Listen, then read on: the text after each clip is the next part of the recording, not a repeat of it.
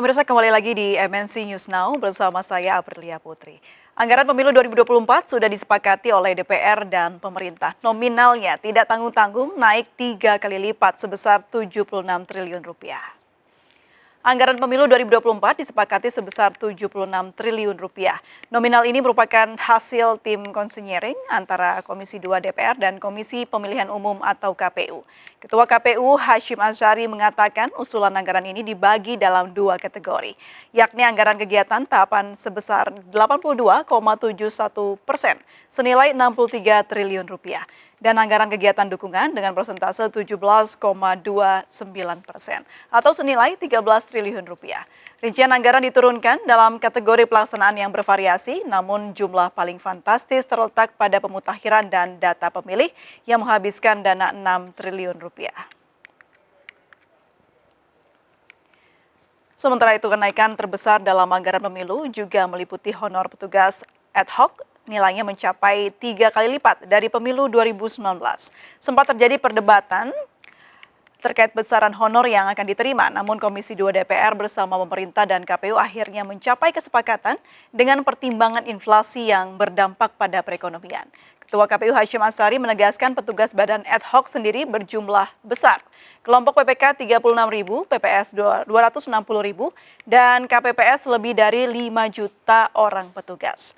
Total petugas bahkan mencapai lebih dari 8 juta orang. Baik, pemirsa, Komisi 2 DPR RI, pemerintah dan KPU akhirnya menyepakati anggaran pemilu 2024.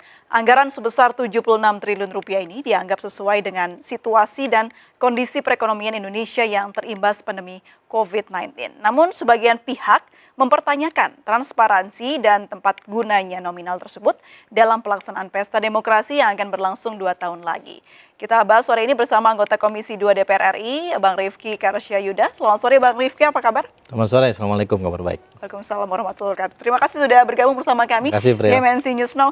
Bang, ini kalau kita menyoroti nih, masyarakat sangat kaget begitu dengan nominalnya, karena memang yang kita ketahui ini kan pemilu serentak, sebenarnya secara logika sebenarnya masuk akal juga kalau nilainya bertambah, tapi yang mengejutkan 3 kali lipat. Sebenarnya peruntukannya sudah ditelaah tidak sih? Ya, pertama sampai dengan detik ini rapat kerja atau rapat dengan pendapat antara Komisi 2 DPR RI, pemerintah dalam hal ini Menteri Dalam Negeri dan seluruh penyelenggara pemilu, KPU, Bawaslu, dan DKPP itu baru akan kami gelar pada 30 Mei tahun 2022 yang akan datang. Jadi belum terlaksana ini sebenarnya rapat dengar pendapat itu dari sisi ketentuan tata tertib DPR adalah rapat yang bisa memutuskan, ya, termasuk kalau kita bicara soal usulan anggaran yang disampaikan oleh KPU. Angka 76 triliun itu adalah usulan dari Komisi Pemilihan Umum Republik Indonesia sebagai anggaran untuk pelaksanaan pemilu serentak tahun 2024 yang sudah kami lakukan pembahasan melalui konsinyering.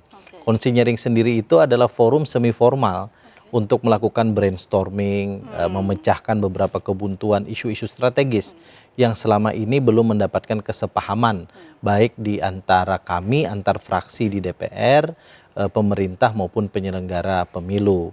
April dan pemirsa sekalian, kami ini sudah membahas persoalan ini lebih dari setahun terakhir. Dan kenapa exercisement kami bersama mencapai kesepahaman, ya, karena ini belum menjadi kesepakatan dalam RDP di angka 76 itu karena juga sudah melakukan banyak sekali pemangkasan dan rasionalisasi anggaran. Sebelumnya KPU itu mengajukan hampir angkanya lebih dari 90 triliun. Lalu turun menjadi 89, turun menjadi 86. Lalu kita sisir lagi banyak hal, turun menjadi 76 triliun. Jadi ini sudah hasil kompresan gitu ya? Hasil kompresan. Memang ada peningkatan yang signifikan dibanding pemilu tahun 2019 yang menghabiskan hanya 24 triliun. Di mana peningkatan itu? Tadi April sudah menyampaikan kepada pemirsa, yang pertama adalah proteksi kita kepada para petugas ad hoc yang jumlahnya lebih dari 5 juta orang.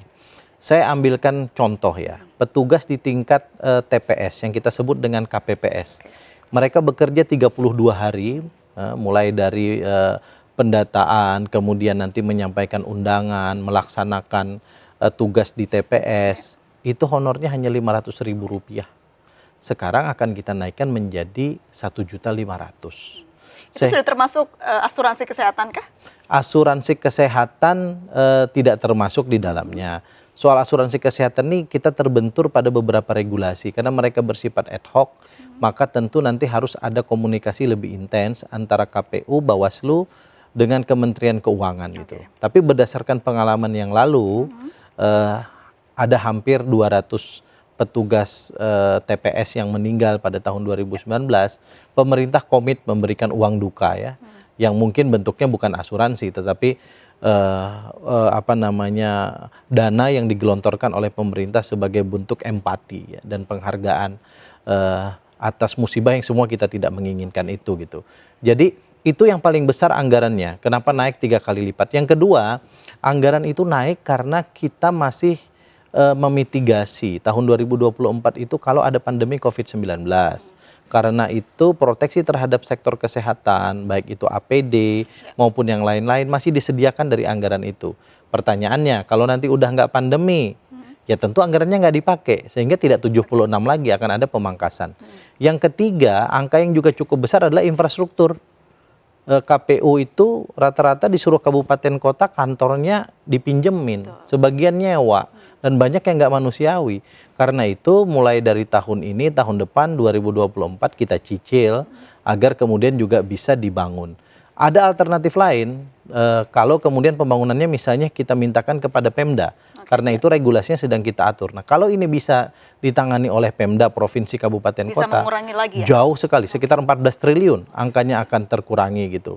Nah hal-hal seperti inilah yang sekarang masih kita exercisement, dan saya pikir kalau memang hal-hal yang terkait dengan budget non-elektoral, saya sebut non-elektoral, seperti APD tadi, soal kesehatan, kemudian infrastruktur, itu tidak ditangani langsung oleh KPU, maka pengurangannya hampir 20 triliun dari 76 ini. Ya. Tapi kita belajar dari pengalaman yang lalu begitu ya untuk Betul. kesejahteraan petugas KPPS sendiri agar tidak terjadi hal-hal yang tidak diinginkan seperti tahun-tahun sebelumnya. Betul. Adakah kriteria khusus bagi petugas KPPS kali ini untuk bisa menghindari hal-hal yang terjadi di tahun sebelumnya, tahun 2019? Ya, Undang-Undang Nomor 7 Tahun 2017 tentang pemilu kita itu memberikan kriteria usia misalnya. Usia maksimal 45 tahun. Kemudian mereka tidak boleh lebih dari 2 kali menjabat sebagai KPPS. Nah di banyak tempat di Indonesia ini, itu rata-rata KPPS itu orangnya itu-itu aja. Usianya udah tua, nah sehingga untuk memitigasi itu perlu diatur dalam ketentuan undang-undang itu. Jadi kita sih berupaya sedemikian rupa agar demokrasi di satu sisi itu bisa kita laksanakan dengan baik, namun demokrasi yang berperi kemanusiaan itu juga menjadi penting agar kita bisa memproteksi para petugas yang ada di lapangan. Yang berikutnya mungkin saya perlu berikan stressing ya, bahwa mungkin masyarakat menganggap angka 76 triliun itu angka yang sangat besar. Tapi kalau kita lihat dana-dana atau posko-posko anggaran lain di APBN itu kadang jauh lebih besar daripada dana-dana soal pemilu. Dana 76 triliun itu dicicil dalam 3 tahun anggaran. Tahun ini 8,5 T, tahun depan 23 triliun, dan tahun 2024 44 triliun. Nah, pemilu ini adalah sarana kita untuk membangun infrastruktur pemerintahan yang legitimate. Tanpa pemilu tidak ada pemerintahan dan kita tidak bisa menjalankan pembangunan. Kalau kita bandingkan, memang tidak apple to apple. Pembangunan infrastruktur misalnya, anggarannya di Kementerian PUPR itu 150 sampai 180 triliun per tahun. Sangat besar. Nah, artinya apa? Kita juga harus melihat ini sebagai sesuatu yang objektif sepanjang ini transparan, akuntabel, dan tentu DPR RI melalui Komisi 2 akan terus melakukan pengawasan sebagaimana tugas konstitusional yang dilekatkan pada kami. Kira-kira gitu, Pak. Baik, bicara soal bagaimana kita harus berkaca dari pengalaman pemilu-pemilu sebelumnya, gitu ya, Bang Rifki. Kita ketahui bahwa kertas suara ini menjadi PR setiap periode pemilu, yang mana menghabiskan biaya yang cukup besar dan juga distribusinya yang lumayan susah untuk ke pelosok-pelosok negeri di seluruh Indonesia. Apalagi ini menjadi pemilu pertama kali yang serentak begitu, dilakukan dalam tahun yang sama. Apakah ada perubahan mengenai mekanisme pendistribusian surat suara? Pertama, soal pemilu serentak ini kali kedua. Karena 2019 kita sudah melaksanakan pemilu serentak. Yang membedakannya, setelah nanti kita melaksanakan Pileg dan Pilpres pada bulan Februari, kita akan melaksanakan pemilihan gubernur, bupati, wali kota serentak se-Indonesia pada bulan November tahun 2024 gitu. Nah, soal logistik pemilu. Selama ini memang proses pengadaan barang dan jasa pemilu itu mengikuti ketentuan dalam proses pengadaan barang dan jasa di pemerintahan pada umumnya. Sementara kita dibatasi oleh waktu karena dasar dari dapat tidaknya KPU melakukan proses pengadaan barang dan jasa terutama surat suara dan lain-lain itu pasca ditetapkannya daftar pemilih tetap. Sehingga waktunya itu sangat sempit ya. Selama ini misalnya ya sekitar 3 bulan gitu.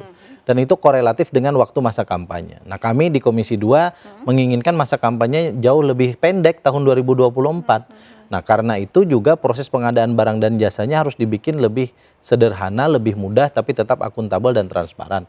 Kami menyarankan misalnya proses elektronik katalog bisa digunakan.